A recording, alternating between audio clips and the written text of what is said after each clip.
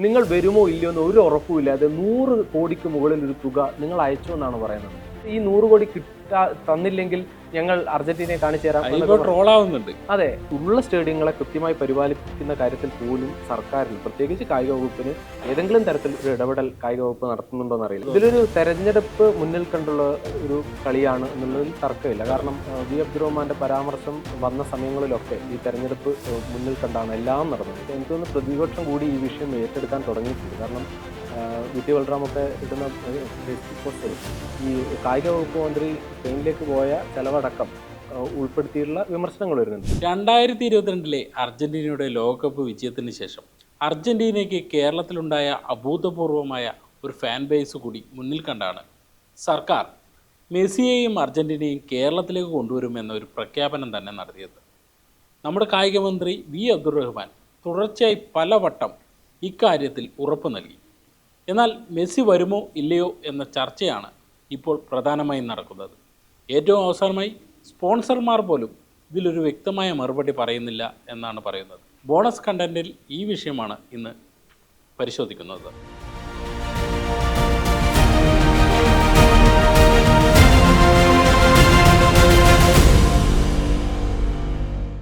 ഈ മെസ്സി വരുമോ ഇല്ലയോ എന്നുള്ളതാണ് ചർച്ച. നമ്മൾ പലപ്പോഴും ഈ വി അബ്ദുറഹ്മാൻ്റെ പ്രസ്താവനയാണ് നമുക്ക് മുന്നിലുള്ളത്. അതിൻ്റെ ഈ സ്പോൺസർമാരുടെ പ്രഖ്യാപനം, വാർത്താ സമ്മേളനങ്ങളൊക്കെ വരുന്നു. ഏറ്റവും അവസാനത്തെ ഒരു അവസ്ഥ എന്തായിരിക്കും? രുചീഷിന് തോന്നുന്നത് എന്താ? എനിക്ക് തോന്നുന്നില്ല. ഈ ഇപ്പം കായിക മന്ത്രി തന്നെ പറഞ്ഞു, അതിലൊരു വ്യക്തത എന്ന് പറയുന്നത് ഈ ഒക്ടോബറിൽ എന്തായാലും വരാനുള്ള സാധ്യത ഇല്ല എന്നാണ് അറിയിച്ചതെന്നാണ്. 2026 സെപ്റ്റംബറിലേക്ക് താല്പര്യം ഉണ്ടോ എന്ന് അവർ ചോദിച്ചു. എന്തായാലും അതിൽ താല്പര്യമില്ല എന്ന് അറിയിച്ചു എന്നാണ് ഇപ്പോൾ സ്പോൺസറും അറിയിച്ചത്.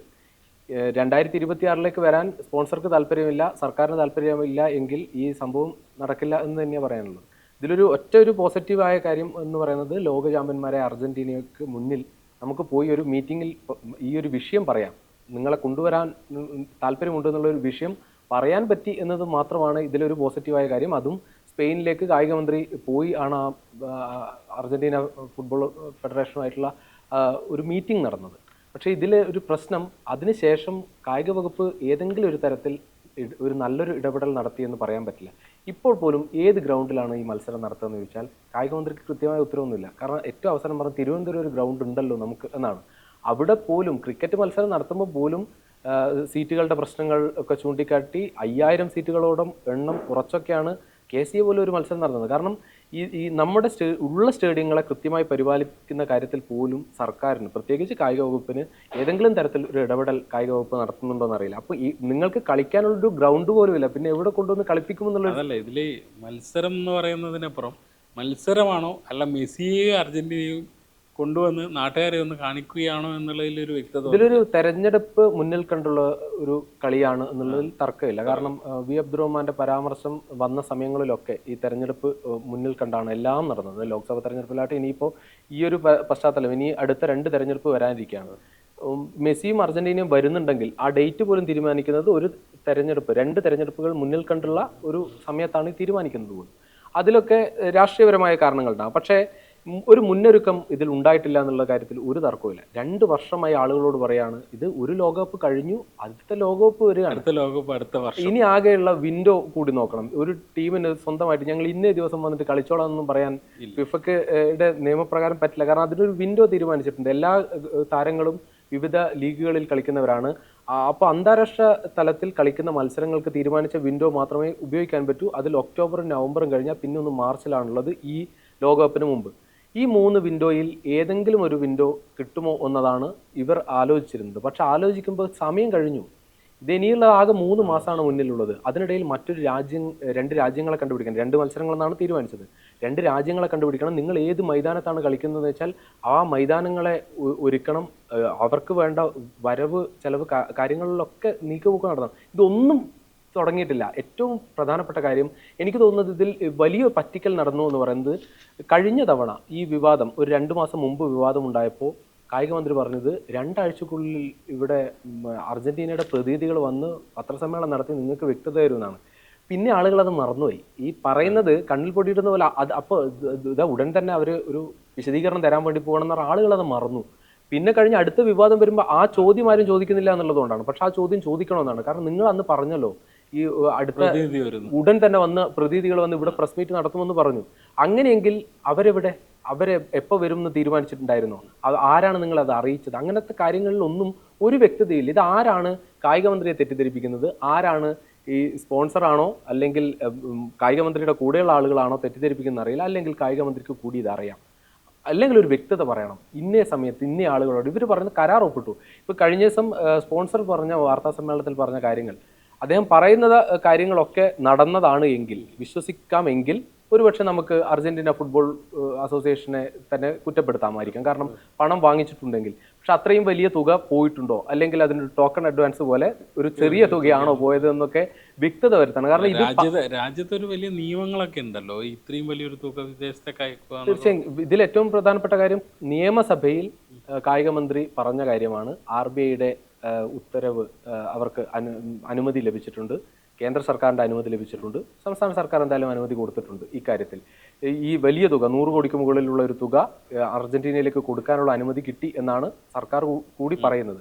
അങ്ങനെയെങ്കിൽ ആ തുക പോയിട്ടുണ്ടോ പൂർണ്ണമായി? എത്ര രൂപ പോയിട്ടുണ്ട്, എത്ര രൂപ ഇവിടെ നിന്ന് അയച്ചിട്ടുണ്ട് എന്ന കാര്യത്തിൽ കരാറുണ്ട് എന്നും കൊണ്ട് പറയുന്നതല്ലാതെ ആർക്കും ഇതിന്റെ കൃത്യമായൊരു കരാർ കയ്യിലേക്ക് കിട്ടുന്നു. 30 കോടി കിട്ടിയിട്ടില്ല. അത് എത്രയാണെന്ന് അറിയില്ല. ഇതിൽ ഏറ്റവും വലിയ കാര്യം സർക്കാർ പോലും ഈ സ്പോൺസർ ഇതാണ് ഞങ്ങളുടെ സ്പോൺസർ എന്ന കാര്യം സർക്കാർ പറഞ്ഞതല്ല, അത് ലീക്കായതാണ്. അത് ലീക്കായതാണ്. അത് സർക്കാർ പറഞ്ഞതുമല്ല. സർക്കാർ ഇത് അറിയിച്ചിട്ടേ ഉണ്ടായിരുന്നില്ല. അതും വന്നിട്ട് മാസങ്ങളായി. പക്ഷേ ഇതാണ് സ്പോൺസർ എന്നത് സ്പോൺസറോ സർക്കാരോ അല്ല പറയുന്നത്. അപ്പോൾ വലിയൊരു ഇവന്റ്, കേരളം ആകെ ശ്രദ്ധിക്കുന്ന ഒരു ഇവന്റ്, കേരളത്തിലെ കായിക പ്രേമികൾ മൊത്തം നോക്കി നിൽക്കുന്ന ഒരു ഇവന്റ് വരുമ്പോൾ ഞങ്ങൾക്കൊരു സ്പോൺസർ ഉണ്ട് എന്ന് പറയാൻ പോലും സത്യത്തിൽ സർക്കാർ തയ്യാറായില്ല. ആദ്യഘട്ടത്തിൽ ഇവരായിരുന്നില്ല സ്പോൺസർ, മർച്ചന്റ് അസോസിയേഷൻ ആയിരുന്നു, ഗോൾഡ് മർച്ചന്റ് അസോസിയേഷൻ ഒക്കെ ആയിരുന്നു. പക്ഷെ അവിടെ നിന്ന് ആ സ്പോൺസർഷിപ്പ് ഒക്കെ മാറി. കാരണം അവർ അതിൽ നിന്ന് പിന്മാറി. പിന്നീടാണ് RBC വരുന്നത്. പക്ഷേ റിപ്പോർട്ടറിന്റെ ബ്രോഡ്കാസ്റ്റ് കോർപ്പറേഷൻ വരുന്നത്. പക്ഷേ അത് ആ കാര്യം സർക്കാർ പറയുന്നില്ല. ഇത് മറ്റാളുകൾ ചോദിച്ച് കണ്ടെത്തി ചോദിക്കുമ്പോഴാണ് ഇവരാണ് സ്പോൺസർ എന്ന് പോലും പറയുന്നത്. എനിക്ക് തോന്നുന്നത് മെസ്സിയും അർജന്റീനയും കൊണ്ടുവരാൻ വേണ്ടി ഒരു ശ്രമം സർക്കാർ നടത്തുന്നത് പ്രശ്നമൊന്നുമില്ല. അത് വലിയൊരു ഇവന്റ് ആണ്. ഇവർക്ക് നടത്താൻ പറ്റുമോ ഇല്ലയോ, നമ്മൾ സ്വപ്നം കാണുന്ന എല്ലാം നടക്കണം നിർബന്ധമില്ല. പക്ഷെ ഒരു ശ്രമം നടത്തുന്നു. ആ അർത്ഥത്തിലാണെങ്കിലും കുഴപ്പമില്ല. പക്ഷെ ഇത് ഉറപ്പിച്ച് പറയാം, ഞങ്ങളിത് കൊണ്ടുവരും എന്ന് പറഞ്ഞിട്ടാണ് എല്ലാം ഓക്കെ ആയി. അവർ സമ്മതിച്ചു, പണം റെഡിയാണ്, ഞങ്ങൾ കൊണ്ടുവരും എന്ന് പറഞ്ഞാണ് ഇത്രയും മാസക്കാലം ആരാധകരെ കാത്തിരിച്ചത്. ഏറ്റവും ഒടുവിൽ പറയാണ് അവർ മൊത്തം ഞങ്ങളെ ചതിച്ചാശനെ എന്ന് പറയുന്നത് പോലെ അങ്ങ് കൈവിടുക. സർക്കാരിൻ്റെ ഒരു ഇച്ഛാശക്തിയുടെ അല്ലെങ്കിൽ ഒരു പ്രോഗ്രാം ഉണ്ടാക്കിയതിൻ്റെ പ്രശ്നമുണ്ടല്ലോ. അതായത് ഒരു പൊളിറ്റിക്കലായിട്ടും അല്ലെങ്കിൽ കേരളത്തിലെ ഒരു ഫാൻ ബേസ് മുന്നിൽ കണ്ടും ഇങ്ങനെ ഒരു പ്രോഗ്രാം ആവിഷ്കരിക്കുന്നു. പക്ഷേ ആ ഗവൺമെൻറ് തലത്തിലല്ല നടക്കുന്നത്. ഗവൺമെൻറ്റിന് വലിയ സാമ്പത്തിക ബാധ്യത ഉണ്ടാവും. അതാണ് വിമർശനം വരുന്നത്. ഇത് ദൂർത്തല്ലേ എന്നുള്ള വിമർശനം വരും.